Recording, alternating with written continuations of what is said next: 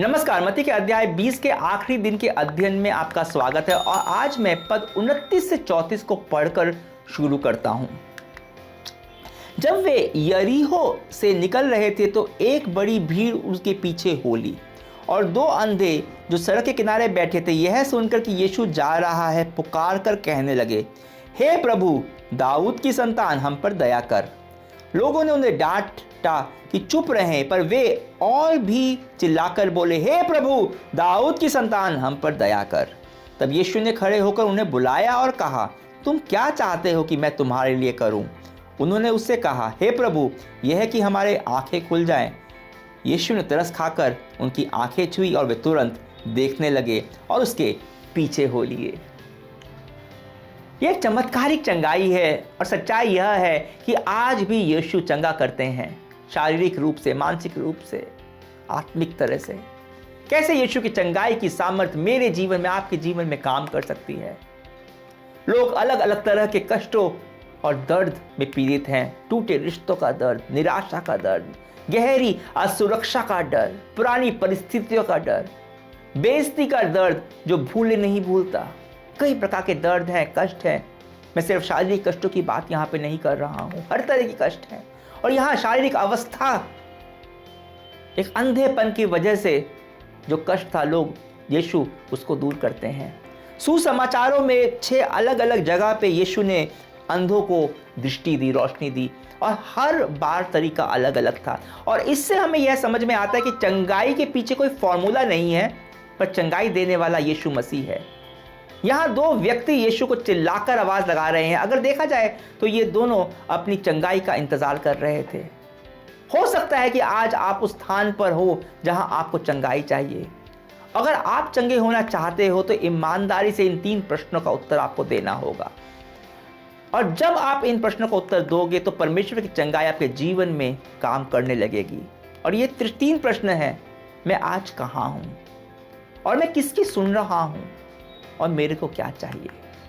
पहला प्रश्न, आज मैं कहां हूं। यह सब यरीहो में हुआ।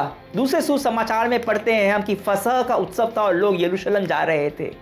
यीशु के पीछे भी बहुत बड़ी भीड़ थी और ये दोनों अंधे भिखारी यहां बैठे थे, जहां वो हमेशा बैठते होंगे, रोज भीख मांगते होंगे, क्योंकि वो अंधे थे। उनको कोई काम नहीं देता होगा। भीख मांगने के अलावा भरण पोषण का दूसरा कोई तरीका उनके पास नहीं होगा। पर क्या उनको यह अच्छा लगता था? उन्होंने उस दिन ऐसा नहीं सोचा कि चलो अच्छा है, बहुत भीड़ है, ज्यादा भीख मिलेगी, अच्छी कमाई होगी। अंधेपन के कष्ट के उनको भिखारी बना दिया था और वे लोग अपनी इस अवस्था से छुटकारा चाहते थे। उसके लिए वे लोग यीशु को आवाज लगाते, पुकारते हैं। उसको आवाज लगाने के लिए वो तैयार थे।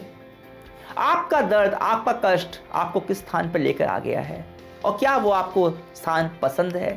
क्योंकि जब तक आप इस बात को समझोगे नहीं, आप बस अपने दर्द के साथ जीते जाओगे। मैं यह नहीं कह रहा हूं कि हर समय आप कष्ट और दर्द के बारे में सोचो, पर इस बात का विश्लेषण करना भी जरूरी है कि तकलीफ किस तरह से आप पर असर डाल रही है, किस तरह से आपका आत्मविश्वास टूट रहा है। क्या आप मायूस हो गए हो? आपकी तकलीफ ने जीवन का रोमांच, उत्साह छीन लिया है?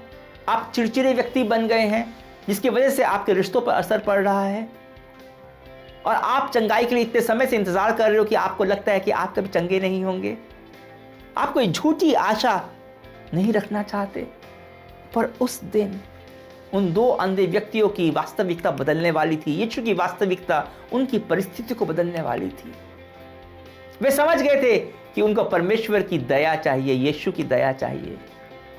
क्या था उनकी पुकार में जिससे यीशु रुक गए? कई बार हम प्रार्थना करते रहते हैं, हमें समझ नहीं आता क्या बात है, परमेश्वर रुक क्यों नहीं रहे, हमें सुन क्यों नहीं रहे। और यहाँ पे सीखने के लिए बहुत ही महत्वपूर्ण बात है। उन्होंने दया की गुहार लगाई थी, हे प्रभु, दाऊद की संतान, हम पर दया कर। उन्होंने कोई मांग नहीं रखी। उन्होंने ये नहीं कहा कि हमें चंगा कर दे। उन्होंने केवल इतना कहा, हम पर दया कर। आप आज्ञा देकर, डिमांड करके अपने जीवन से दर्द को नहीं निकाल सकते। जीवन से दर्द के असर को आप खत्म नहीं कर सकते। आपको परमेश्वर की दया चाहिए। वही है जो दया, जो कष्टों को दूर कर सकती है। तो पहले आप पूछते हो कि आज मैं कहाँ हूँ किस वजह से हूँ, और इस बीच में क्या मेरे को परमेश्वर की दया की ज़रूरत है। दूसरा प्रश्न, मैं किसकी सुन रहा हूँ। ये दोनों अंधे, ये दो जोर जोर से पुकार के कह रहे थे और दूसरे उनको चुप हो जाने के लिए कहते हैं, यीशु तुम लोगों के लिए बहुत ज़्यादा व्यस्त है। वे यरूशलेम जा रहे हैं, वो चेलों से बात कर रहे हैं, वो दूसरों के साथ व्यस्त हैं। आप जब भी यीशु को पुकारेंगे, आपके आसपास की आवाज़ें, कई बार आपके खुद के अंदर की आवाज़ वो नहीं चाहेगी कि आप अपने तकलीफ के लिए यीशु को पुकारो, क्योंकि जब भी आप ऐसा करते हो, आपके आसपास के लोगों को, उनको अपने दर्द की, खुद की दर्द की याद आ जाती है, जिसको लेके वे कभी कुछ करना चाहते ही नहीं हैं। पर आप चाहते हो और आप आवाज़ लगाते हो, आप पुकारते हो उसको जो आपको चंगा कर सकता है। आसपास की भीड़ उनको यह बताने की कोशिश करती है कि ऐसा करके वो अपने आप को सिर्फ शर्मिंदा कर रहे हैं, पर सच्चाई तो यह है कि वो अपने उद्धार की तरफ बढ़ रहे थे, क्योंकि जब भी आप यीशु को बुलाते हो, आप उद्धार की तरफ बढ़ते हो। उनका ये कहना कि दाऊद की संतान इस बात का परिचायक था कि वो अंगीकार कर रहे थे, वो इस बात को स्वीकार रहे थे कि यीशु कौन है। वो मान रहे थे कि यीशु ही परमेश्वर की प्रतिज्ञा की पूर्ति है, वही उद्धार करता है, वही है जो उन्हें चंगा कर सकता है। इसलिए उन्होंने भीड़ की नहीं सुनी और वो जोर से चिल्लाते रहे। तो आप ये समझ गए होंगे कि आप आज कहाँ हो, और आप बिना किसी की सुने आवाज़ लगाते हो उसको जो आपको चंगा कर सकता है, और वो है यीशु मसीह। और फिर आता है तीसरा प्रश्न जो यीशु ने उन लोगों को पूछा था, तुम क्या चाहते हो, मैं तुम्हारे लिए क्या करूं। और यह सुनकर कई बार ये मूर्खतापूर्ण सा प्रश्न लगता है, पर चौंकाने वाली बात यह है, बहुत बड़ी सच्चाई है, बहुत से लोग हैं जो अपनी तकलीफ से आज़ादी नहीं चाहते। कई सारे कारण हो सकते हैं। एक कारण होता है अहंकार, मेरे को यह मानने में ज़्यादा तकलीफ होती है कि मेरे को तकलीफ है, इस बात की तकलीफ मानने में ज़्यादा तकलीफ होती है, अहंकार। कई बार अपने दर्द से ही लोग इतना अधिक प्यार करने लगते हैं कि कोई समझ नहीं आता कि इस दर्द के बिना मैं जीऊँगा कैसे। दर्द से उनकी दोस्ती हो जाती है। सोचिए, ये अंधे भिखारी क्या क्या मांग सकते थे। वे कह सकते थे कि हमें अच्छी जगह चाहिए जहाँ पे बैठ के हमें ज़्यादा अच्छी भीख मिले। वो कहते हैं कि उन लोगों को भस्म कर दे जो उनको प्रताड़ित करते हैं, उनके अंधेपन की वजह से जो उनका मजाक बनाते हैं। तो उन्होंने कहा कि हमारे कष्ट को ही दूर कर दे, हमारी आंखें खुल जाए जिससे हम देख पाए। आप यीशु से क्या चाहते हो? क्या एक बेहतर मकान जहाँ पे आप आराम से बैठ के अपने कष्टों के साथ रह सको, या फिर आप उन कष्टों से छुटकारा पाना चाहते हो? उन्होंने कहा हम देखना चाहते हैं। क्या आप अपने दर्द के साथ जीना चाहते हो, या फिर आप चाहते हो कि दर्द ही दूर हो जाए? और सबसे बड़ा दर्द का कारण होता है हमारी आध्यात्मिक अंधापन। वो अंधापन जो हमें ये देखने नहीं देता कि परमेश्वर हमसे कितना प्रेम करता है, जो हमें सच्चाई को देखने नहीं देता। तो यीशु को पुकारे, उन्होंने यीशु को पुकारा, यीशु को आवाज़ दी।